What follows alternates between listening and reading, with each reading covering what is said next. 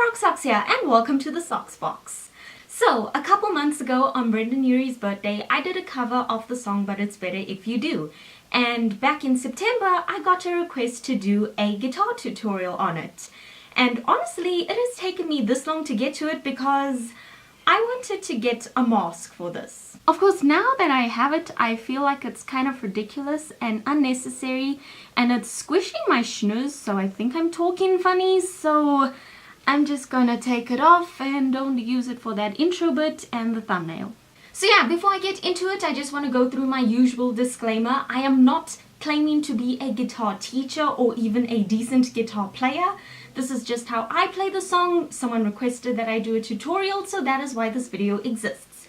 So yeah, let's do this. So to play the song, you are going to need 6 chords, and they are A minor, E, F, B minor, C, and D minor.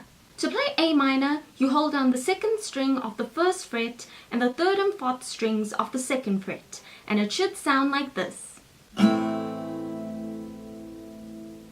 To play E, you hold down the 3rd string of the 1st fret and the 4th and 5th strings of the 2nd fret, and it should sound like this. To play F, you hold down the 4th and 5th strings of the 3rd fret, the 3rd string of the 2nd fret, and all the strings of the 1st fret, and it should sound like this. Now if you can't get your finger to stretch across all 6 strings, I have 2 cheat methods. This first cheat is actually a different F chord which sounds very similar. I think it's F major 7th, I'm not entirely sure. Whatever the right one is will be on the screen now for you guys to see. But to play this, you hold down the 2nd string of the 1st fret, the 3rd string of the 2nd fret, and the 4th string of the 3rd fret. The second cheat is where instead of holding down all the strings on the 1st fret, you just hold down the 1st one. It sounds pretty much accurate, so you can get away with it while you're training your finger to stretch all the way across the fret. Just a little side note, I actually explained F wrong in my last tutorial, so if the person who pointed that out to me is watching this, thank you very much, because I honestly didn't know that I was playing it wrong until I saw that comment. To play B minor, you hold down the 3rd and 4th strings of the 4th fret, the 2nd string of the 3rd fret, and the first 5 strings of the 2nd fret, and it should sound like this. And again, if you can't stretch your finger across the first 5 strings, you can get away with just holding down the 1st one. To play C, you hold down the 2nd string of the 1st fret, the 4th string of the 2nd fret, and the 5th string of the 3rd fret, and it should sound like this.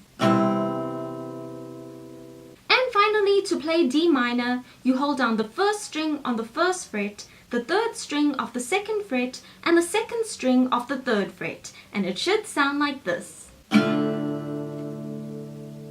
So most of the song has just one strumming pattern: down, down, up, up, down, up. There's a few variations here and there, but I'll go through it as I'm explaining the song. So part 1 of the song is the main part of the verse, and it has the chord progression A minor, E, and F. For A minor, you'll be playing the main strumming pattern twice, and then once for E and F. So that should sound like this.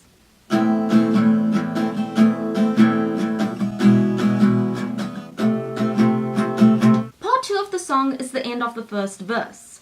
So this has the chord progression A minor, B minor, and F. For A minor and B minor, the strumming is down, down, up, down, up.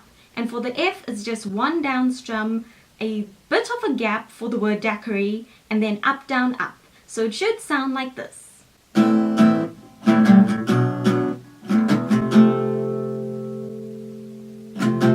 So part 3 of the song is the chorus, and I've broken it down into 2 parts. Part 3.1 has the chord progression A minor, C, F, D minor, F, E, D minor. You'll be playing the main strumming pattern for each chord once, except for the last D minor where it will be played twice. So that will sound like this.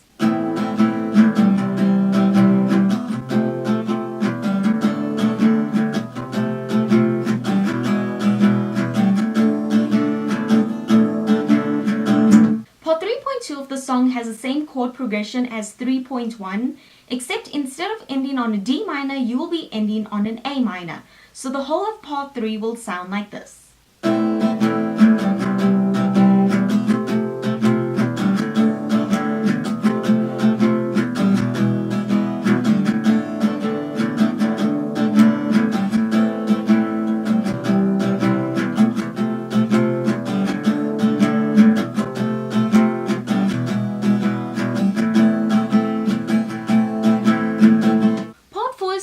Of the second verse, and there's barely any strumming there.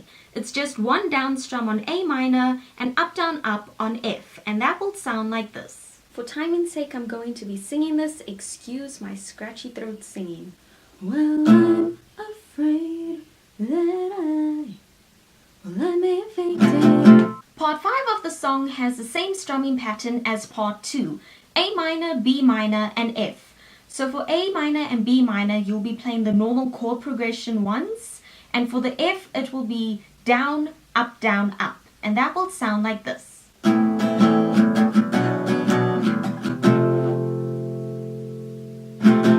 So part 6 of the song is the instrumental bit before the bridge, and the chord progression is A minor, E, and F. Now you can really strum this out however you want. For me, I play 11 down strums and 1 up strum, so when I play it, it sounds like this.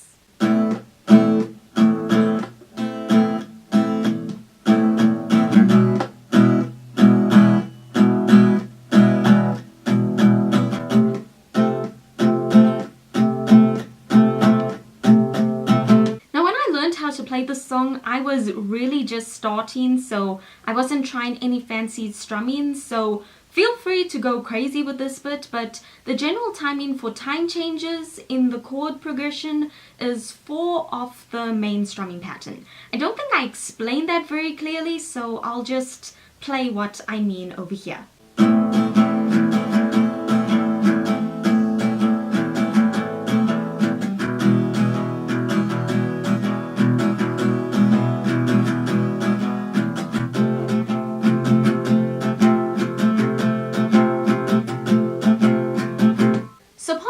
Is the bridge, and that has the chord progression A minor, B minor, and F, and the strumming pattern is the same as in part 1, so that will sound like this.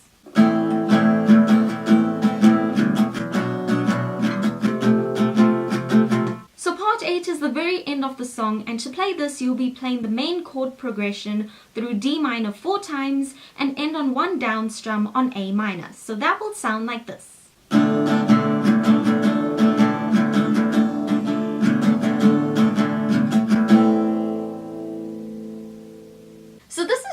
Bonus bit, you don't necessarily have to add it into the song. I just really like the end of the music video, which is why I learned how to play it.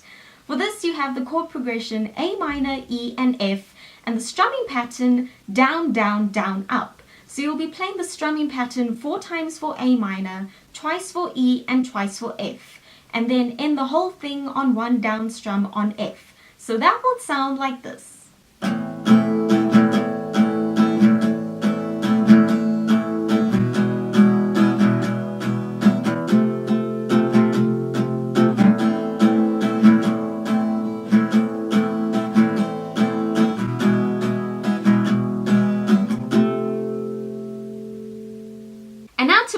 Song together.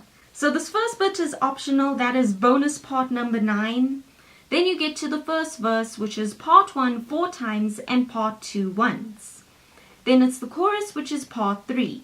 Then it's a little bit of music before verse 2, and that is part 1. Then you get to verse 2, which is part 4 once, part 1 twice, and part 5 once. Then you have the chorus again, which is part 3, and then I didn't include this as its own part, but you play the normal chord progression twice on A minor.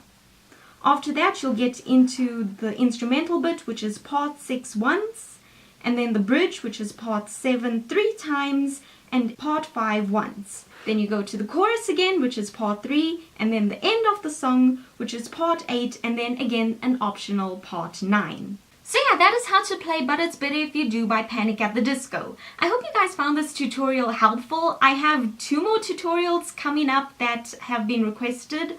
One is to play Thanks for the Memories by Fall Out Boy, and the other is for a My Chemical Romance song. So there wasn't a specific song request for My Chemical Romance, but I'm definitely going to do a tutorial for Welcome to the Black Parade, so I can teach all of you guys how to G-note people with the guitar. So yeah, that is it for this week's video. If you enjoyed it, be sure to like it, share it, and if you're new, don't forget to hit subscribe to join the Socks Box and get a Socksy new video every Wednesday. If you want to know what I'm doing the rest of the week, you can head over to my second channel, RoqueSox Uncut, and follow me on my social media, the links to which are all down in the description. So yeah, thanks for watching, and until next week, you just keep rocking. Bye!